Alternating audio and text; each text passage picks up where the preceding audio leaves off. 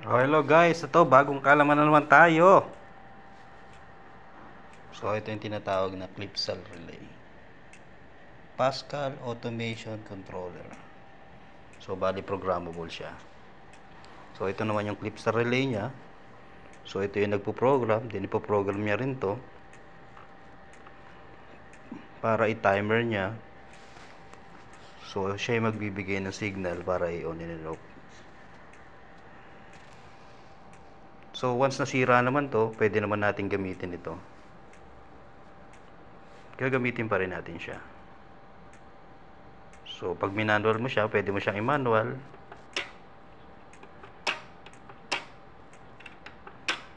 Manual on. So magbiblink yan. So meaning to say, manual override mo. So i-off muli. Then ibalik mo sa auto. Press matagal. Okay, stable na uli siya. So connected na siya rito.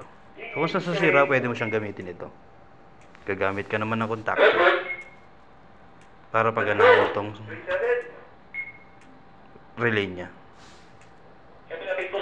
So yan lang po muna bago tayo mag-testing ulit.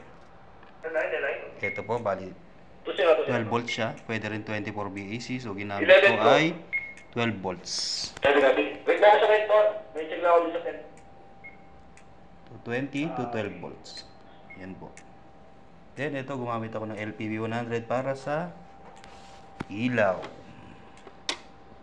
Alright. Okay.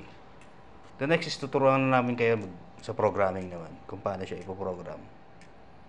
Okay, see ya.